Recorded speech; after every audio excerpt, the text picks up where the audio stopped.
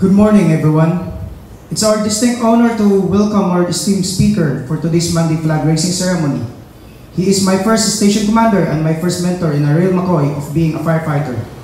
He has a remarkable 27-year journey in fire service, starting April 17, 1998. He served with dedication and excellence in various capacities across Misamis Oriental, including OPFM Misamis Oriental and Lagindingan Fire Station, and several Cagayan de Oro Fire District stations, including Cugon, Puerto, Macabalan, Macasandig, and Nazareth.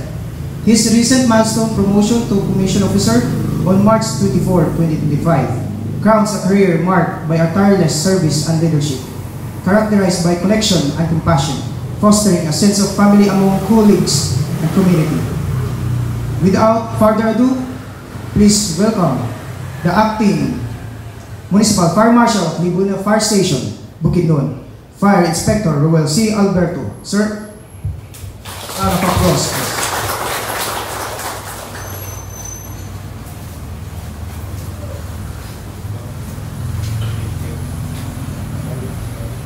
Sa paningkomando, bringyo men totikas pa nga din paluwa.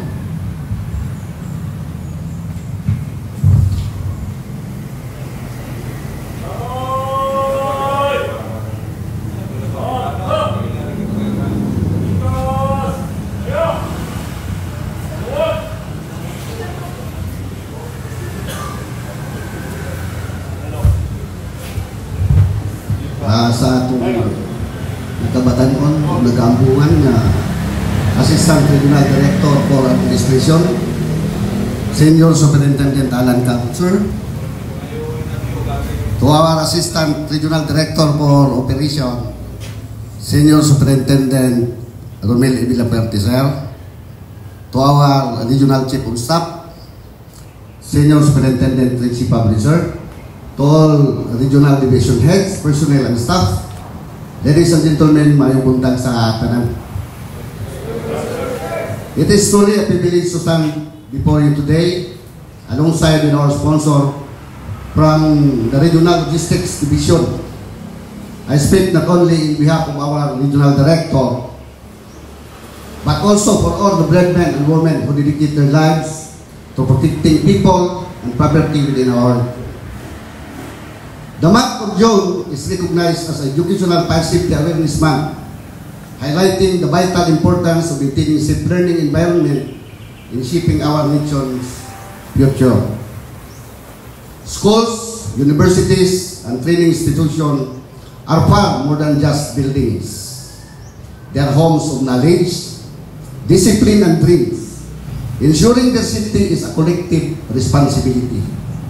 For when we protect our learners and educators, when we invest in the very heart of our nation's progress. In like manner as fire safety enforcers, we take this duty seriously. We have intensified our inspection of educational facilities, conducted fire safety seminars for students and teachers, and work closely with the local school official. Every school we visit, every lecture and drill we conduct is a valuable opportunity to promote a culture of safety and empower communities with life-saving knowledge. These activities are more than just routine.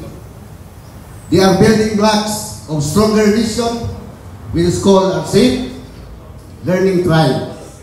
And when learning thrives, our nation moves forward, led by minds and hearts prepared for the future. Let us all take this thing to heart. Let's continue to work together. Government agencies, educators, students, and community members alike to make safety an indispensable foundation, not just a mere requirement. Let men saying, remember, fire doesn't wait, and neither should we. Let's take action today to protect what matters. Thank you very much, and may butang sa tanan.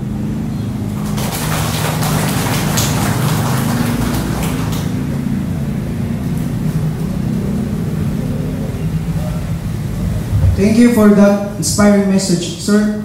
At this juncture, may we call in our Assistant Regional Director for Administration, Fire Senior Superintendent Alan A. Cabot, sir, to be awarded the Medallion of Papuri to our speaker, to be assisted by our Assistant Regional Director for Operation, Fire Senior Superintendent Romel A. Villaferte, sir.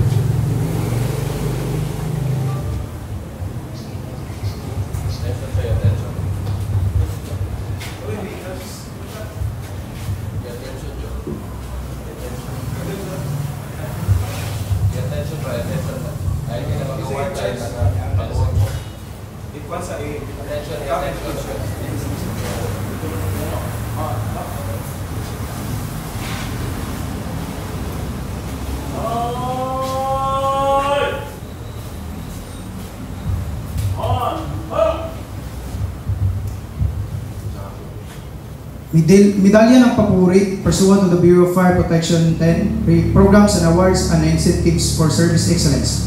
This Medallion ng Papuri is hereby conferred to Fire Inspector Ruel C. Alberto, Municipal Fire Marshal of Libuna Fire Station, Bukidnon, BFP Unit BFP Region 10, for his insightful contribution and commendable performance as the troop information and education speaker during the traditional Monday flag raising ceremony held on June 23, 2025 at the BFP Regional Office 10. Such display of dedication and commitment served to inspire and motivate others, contributing to the achievement of BFP's mandates and programs, thereby worthy of recognition and emulation. Given this 23rd day of June 2025 at the Office of the Regional Director, BFP 10, Gumamela Extension, Carmen, Cagayan de Oro City.